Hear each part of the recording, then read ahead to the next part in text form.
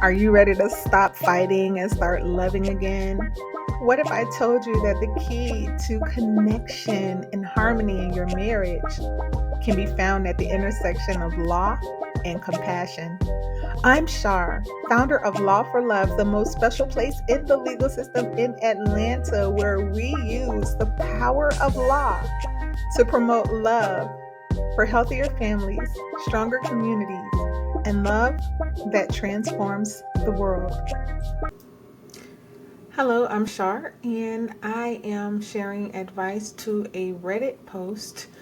And this post is written by a 35-year-old husband about his 32-year-old wife who has stopped working and who is putting pressure on him to satisfy her desire to travel internationally. I am including the Reddit post in the description box of this post for more context, but I want to speak directly to you as the person seeking advice how to deal with your wife. So what I am hearing is a couple of things. For starters, it sounds like you are insisting on having a logical and rational conversation with someone who is making decisions emotionally. It also sounds that you are rationalizing the amount of time that you're working in excess of your regular job because there is regret and resentment that you have about her quitting her job. And so the work that you're doing in addition to your regular work is now consuming more of the time that you would have been available to her. And so you are both in a place where your expectations have been disappointed. There has not been a clear understanding of what your dreams are. There has not been a clear understanding of what your expectations are. And as a result, you are now in this conflict where she is constantly disappointed that you're not making her dreams come true. And you are frustrated that she is not supporting you financially and that she has all of this free time what is she doing with this free time? The first advice that I can offer you is that your wife wants an emotional connection with you. One of the biggest mistakes that men make when dealing with discontented, disgruntled, and frustrated wives, you attempt to have logical conversations with your wife. Your wife's behavior, as you're describing, is very emotional.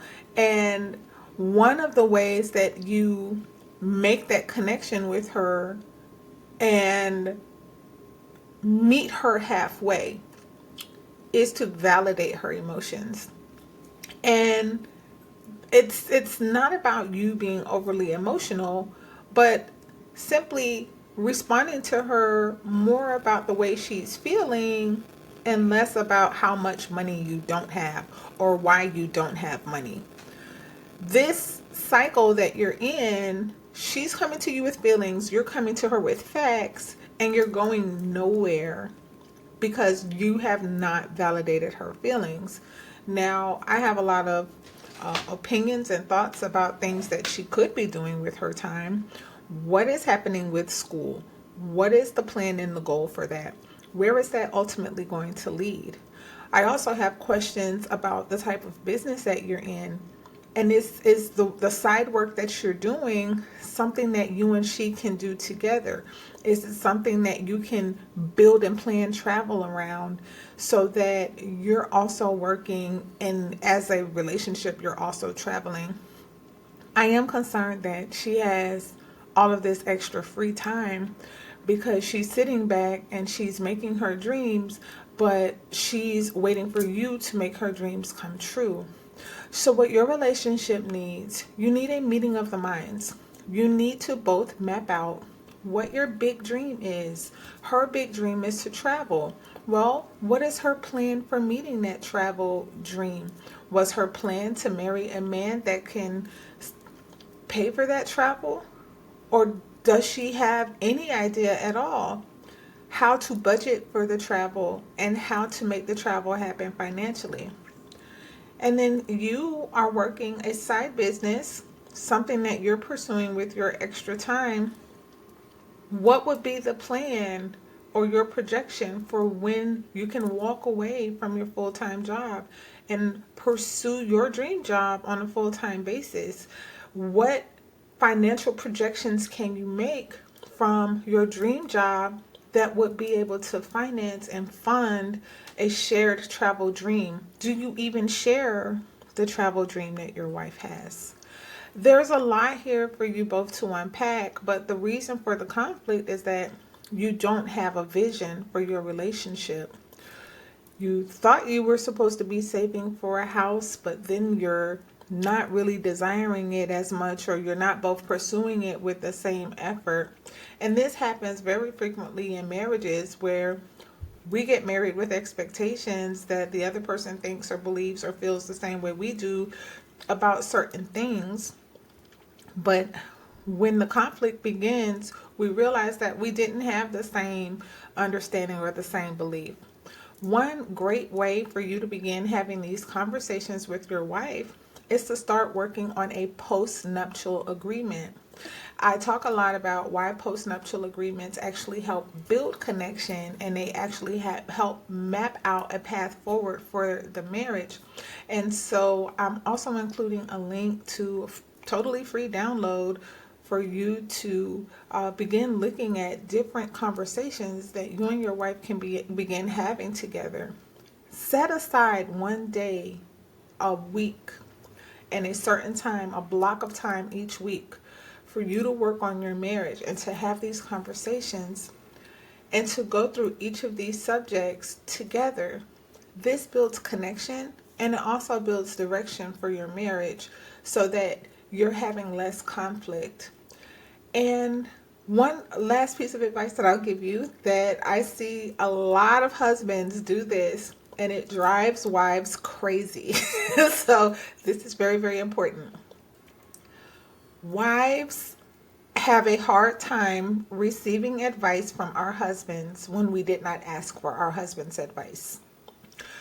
90% of the time when I'm working with men, men see the problem with their wives very clearly, and they see a very simple solution for their wives. In this case, it sounds like the very simple solution is for your wife to get a job and for your wife to start helping with budgeting and planning and saving money towards the things that she wants, rather than demanding what she wants without contributing.